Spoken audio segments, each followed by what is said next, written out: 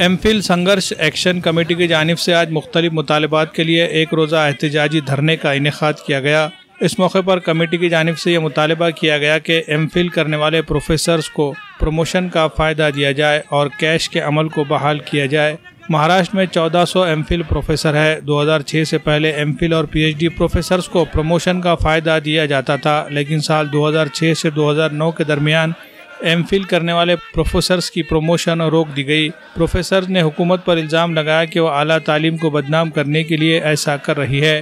Professor ने मुतालबा KIA कि 2006 से 2009 तक के प्रोफेसर्स को तरक्की दी जाए।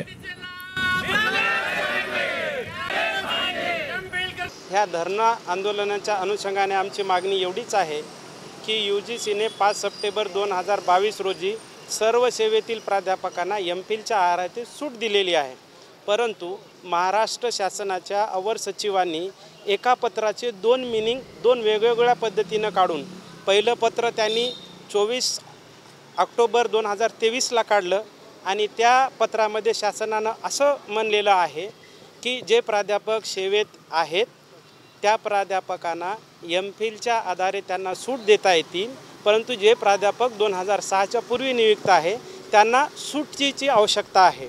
मग शासनानं ह्या पत्रानुसार या स्वामी रामानंद तीर्थ मराठवाडा विद्यापीठामध्ये प्राध्यापकांना त्या पत्राच्या आधारे कॅशचे लाभ देण्यात आले। सरकारच्या लक्षात हे आलं, म्हणजे बाबूशाहीच्या लक्षात हे आलं की आता आपले गाडा फसलेला आहे, आपण चुकीच्या पद्धतीनं त्या पत्राला कसं करता येईल म्हणून त्यांनी एका लोकप्रतिनिधीला हाताशी धरून पुन्हा त्याच पत्रामध्ये UGCच्या त्याच पत्रामध्ये पुन्हा दुसरा फाटा देऊन आता शासन असं म्हणत आहे की सर्व्हिसमध्ये असणारे प्रत्येक प्राध्यापकानं एमफिलच्या आधारे नेटमधून सूट आणावी, ही त्यांनी आपल्या पद्धतीनं लोकशाहीचा गळा घोटून कुठलाही शासनाचा GR नसताना बाबूशाहीने एका जिवंत असणाऱ्या प्राध्यापकावर केलेला हा सर्वात मोठा घाला आहे। महाराष्ट्रामध्ये जवळपास 1400 असे प्राध्यापक आहेत की ज्यांचा एमफिल या आहारतेच्या संदर्भाने संभ्रम तयार केलेला आहे।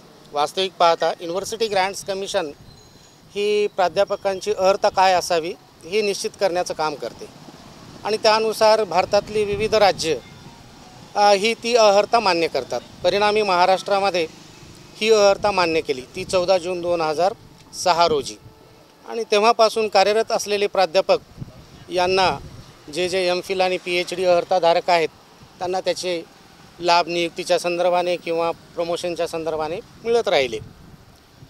पण 14 जून 2006च्या नंतर जे अर्हता एमफिलची प्राप्त केलेले त्यांना UGCकडून इंडिव्हिज्युअल सूट मिळण्याची विषयच नाही।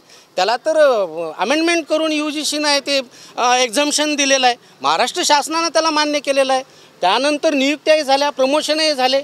आज अचानक 14 जून 2006 ते 11 जुलै 2009 पर्यंत जे एमफिल ही पदवी मान्य होती नियुक्तीच्या संदर्भाने किंवा प्रमोशनच्या संदर्भाने यांचा विषयच थांबवण्याचा येत नाही, यांचे प्रमोशन थांबवण्याचा विषयच येत नाही। हे बेकायदेशीर आहे आणि ही कुठंतरी उच्च शिक्षणाला कुठंतरी गालबोट लावण्यासारखा विषय शासन या ठिकाणी करत आहे। मागणी एवढीच आहे की 14 जून 2006 पासून 11 जुलै 2009 पर्यंत जे प्राध्यापक एमफिल अर्हता धारण केलेले आहेत, जे सेवेत आहेत, त्यांचे प्रमोशन थांबवणे हे बेकायदेशीर आहे आणि थांबवलेले प्रमोशन हे तात्काळ चालू करावेत ही विनंती करण्यासाठी आम्ही वेळोवेळी प्रयत्न केलेत, पण शेवटी त्याला कोणीही साथ दिली नाही। म्हणून यापूर्वीही आंदोलन झाले, पण हे आजचं आंदोलन केवळ मात्र बोंदर साहेबांना एवढं सांगायचं की हे बेकायदेशीर आपण जी कृती करत आहात ती तात्काळ आपण थांबवावी ही विनंती।